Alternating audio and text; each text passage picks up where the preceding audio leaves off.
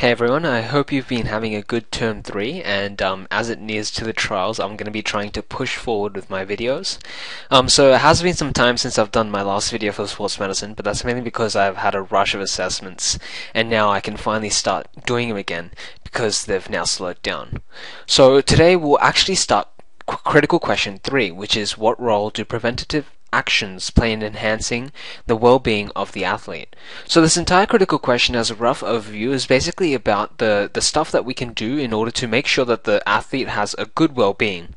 The entire sports medicine itself is mainly taking care of the athlete. So we'll look at the physical preparation aspect today, and that basically covers the pre-screening, skill and technique, physical fitness, warm-up, stretching, and cool-down. So I'd like to define what physical preparation actually means. So physical preparation and the entire focus is basically the preventative considerations. I'm saying all in context to this PDHP core. Preventative considerations which need to be made by athletes, coaches, parents, teachers, sports teachers, and administrators, such as the sports administrators who take care of big events, to ensure safety and well-being of athletes they are responsible for. So in this we'll be looking at what they can do and what stuff that the athlete needs, what they can do and what stuff the athlete can do in order to maintain a safe environment while they are performing. So the first aspect we actually look at is pre-screening. So pre-screening is the process of going through a pre-exercise questionnaire, and also it can be an assessment. So basically, if you think about it in the sense of just a little test before actually exercising or performing in the sport, it's just that, and it's basically just some questions, or it might even be some physical tests. And the whole idea of doing this pre-screening process is to identify some factors which could lead to risks. So this could be stuff like previous injuries that the athlete has had, previous medical conditions or medical conditions they currently hold, personal goals, and even potentially dangerous factors which could lead to risks such as blood pressure or even obesity and all that, as well as just the general idea of what type of athlete they are and what they can handle as an athlete as a whole. So pre-screening, it can also be used for athletic sports, and it can be utilized to make sure that the sport is customized for the athlete themselves. But let's not go there too much, because that's not really the idea of this. What we really want to just talk about is how pre-screening is used to reduce risk, and that's just by making sure that people don't have previous injuries that's going to affect them, they don't have medical conditions that's going to affect them, and just the basic stuff like making sure they don't have high blood pressure or they have a history of smoking, and if they're overweight, just to make sure that actions can be taken in order to reduce the risk of such factors. So then we move on to skill and technique. So skill and technique just simply relates to the efficiency with which we perform the required activities. So as you'd imagine, if you had really good skill and technique, you'd be really efficient at doing something. So if you just take a good example of any good soccer player, they must have a pretty good skill and technique in order to play the game very, very efficiently, as they do. So skillful players, they perform difficult movements with ease and precision, just like I said with the soccer player. And incorporating this good technique during training when developing skills will not only improve performance, but it will also reduce the risk of injury. So I have two examples here, and the first example is correct tackling technique in rugby league. So to prevent head, neck, and /or shoulder injuries. Remember, the thing that we're always referring to is the preventative actions which played in enhancing the well-being of an athlete. So if you do have correct tackling technique, you can prevent head, neck, and/or shoulder injuries. And then correct catching technique in netball to prevent finger injuries.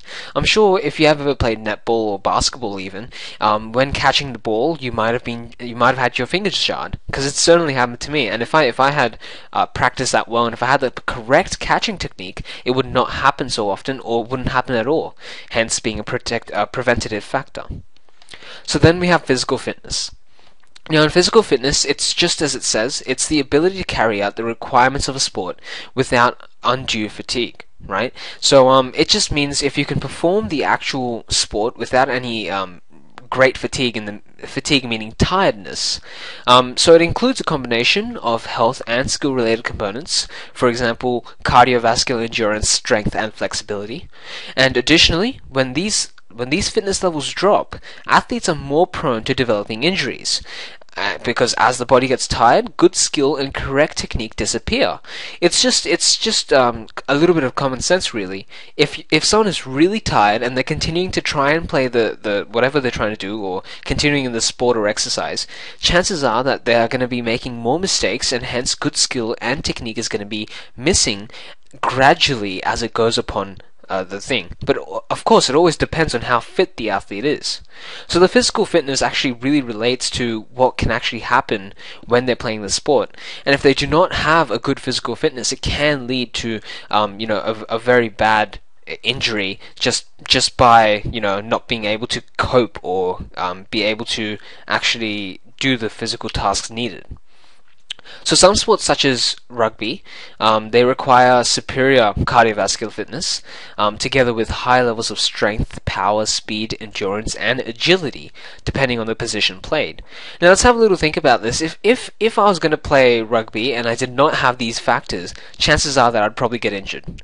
It's just a fact, because seriously, if other people do, in rugby, if you do want to be really good at rugby, it's pretty much required that you have this level of fitness so you can actually compete with people which do have this similar level of fitness. And it is a very, very intense sport. So if I did not have such high physical fitness, then most likely I would also get injured on the field.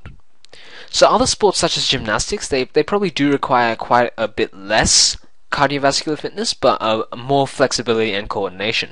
So it is sport specific. If the physical fitness is in par with the sport that you're wishing to do, or the exercise that you need to do, then it's perfectly fine. But if you're doing the sport which requires a high physical fitness, and whereas you have a very low physical fitness, chances are that there is going to be a higher chance of injury, and therefore you should always think about doing it or not, because most likely if you're going to be doing sports which require physical fitness out of your control, then you should not be doing those sports. So the next thing I'd actually like to talk about is probably the most simple bit. It's the warm-up, stretching, and cool-down. So the warm-up, it should at least be 10 minutes, and it should involve, something like a light jog and stretching of the major muscles used. So sometimes warm-ups can even be specific. So if you have a specific sport that you're going to be training for, suppose I was going to go jogging, right? It's going to be a long jog. So the thing that I'd be training mostly is the muscles in my legs. So anyways, this warm-up, 10 minutes long, it should involve something like a light jog and just the general warming up techniques that are standard used for that sport. So cool down, that occurs at the end of the training session and also involves a light jog and stretching of the major muscles. But the main aim of both warm-up and cool down really is to stretch these muscles. And in warm-up you're getting them ready, and in cool down you're cooling them back down in the sense that you're making sure that they're back to resting and they're back to peace, so that you can continue without having a sudden change in intensities and sudden change on the pressure given to these muscles. So the warm-up increases muscle temperature and elasticity, and also it increases the range of motion at a joint, therefore reducing the risk of injury. Cool down disperses lactic acid and prevents blood pooling in the muscles. So this is just a little more detail technically on what I was saying before of how warm-ups get it ready and cool downs make it back to normal. Okay, so warm-up and cool-down, they're probably the most important injury prevention features of any training program. I know a lot of people who do warm-ups as a part of their team sports, and it is absolutely essential in order to make sure that injury is going to be prevented, or at least reduced in the sense of risk. So it's especially important, again, it's especially important for aged athletes and high-intensity activities. The one last note I'd like to make is that in PDHP, the entire thing is interlinked. So if you try and feel, if you see the sports medicine core itself, the entire thing is quite linked together. And stuff like this, just the small stuff like this, warm up and cool down, and then it's especially important for aged athletes and high intensity activities. Well, we did do aged athletes just in critical question 2, which is quite linked. So if you try and get a whole understanding of this entire core, and every single critical question, it will most likely make more sense to you. So just always, when you read through new syllabus points and you learn new content, have your old content in your mind just to make sure that you can cross-reference it later.